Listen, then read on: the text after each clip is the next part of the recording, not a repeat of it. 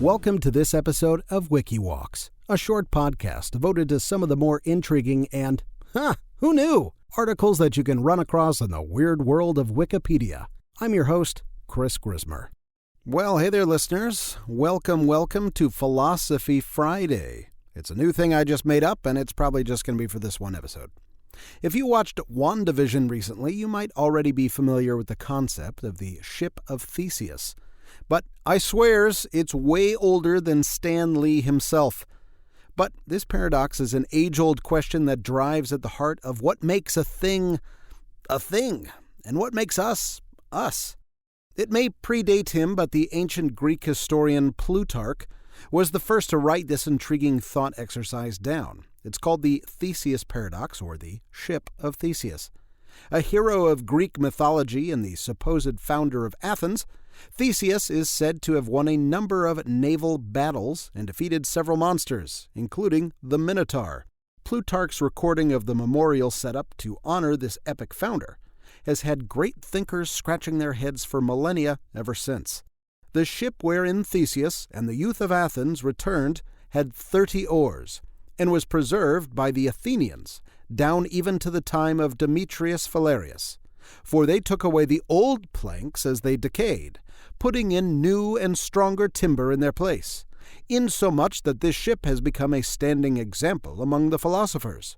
For the logical question of things that grow, one side holding that the ship remained the same, and the other contending that it was not the same. You see, the memorial remained floating in Athens harbor for centuries, according to Plutarch. It's said to have been erected during the lifetime of Demetrius, a famous statesman and writer, who is thought to have been around somewhere between 350 to 280 BC. Over time, however, the ship's boards began to rot. That's what they do. Like with the upkeep of any important monument, those rotting boards were replaced. At some point, all the boards in the ship must have been switched out, so the vital question is it still the same ship? If not, at what point does it cease to be the Ship of Theseus that we all know and love? Replacing one board might not be a huge deal, but what about when half of them are no longer original, or most of them, or even all of them? In a way, human life is kind of like this. Some philosophers say we are our body, but as we grow older, we get wrinkles and gray hair, and we get health problems and modify our diet, and we change our look and our clothes and our hairstyles and on and on. And then there's the death and replacement of the cells in our body. So our body isn't a permanent fixture. Others say our mind is what gives us our identity, yet our outlook on life changes over time. You might be an addict or you get sober. You might find religion, you might lose it, although it's always in the last place you expect.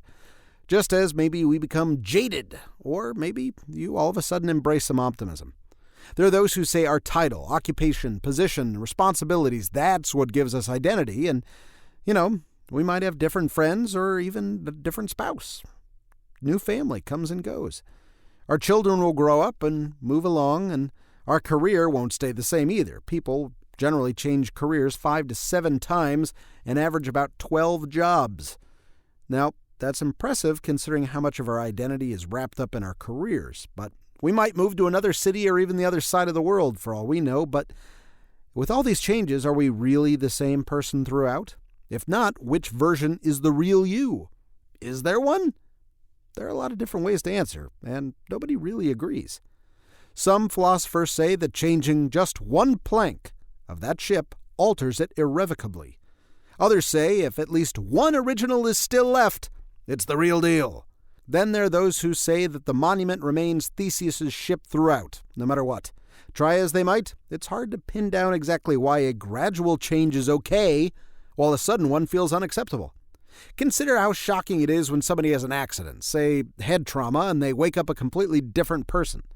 Yet, if they made the same changes gradually over time, we wouldn't find it particularly jarring, although for those who have encountered loved ones succumbing to Alzheimer's, which I can speak from experience, there's no doubt that it feels like the death of a still living person has occurred. One common answer is known as spatio-temporal continuity. So that's your Scrabble compound word for the day. This says that all objects change continuously as they travel through space and time. As such, they'll have parts replaced from time to time and may even change form or composition, yet their identity remains. The famous Greek philosopher Heraclitus posited that we don't step in the same river twice.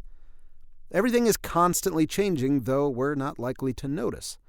The equivalent amongst us humans can be summed up very well by a statement by a Harvard psychologist, Daniel Gilbert. He said, "Human beings are works in progress that mistakenly think they're finished." Well, many philosophers have put their own spin on the Theseus paradox over the years. 17th century English philosopher, scientist, and historian Thomas Hobbes, for instance, wrote a version where a collector took all the original boards that were replaced and one by one built a second ship of Theseus with the original boards. So, which ship is the actual one? The immaculate memorial in the harbor with replacement planks, or the rotting one in the dry dock? Well, there's no right answer. What this thought experiment reminds us is that although we see identity as a fixed and solid structure, it's actually just a thin veneer, ever flexible and ever changing. So, there you go. Chew on that one this weekend, why don't you? But I suppose if you have two ships of Theseus and you don't know where to park them, well, I guess then you will need a paradox.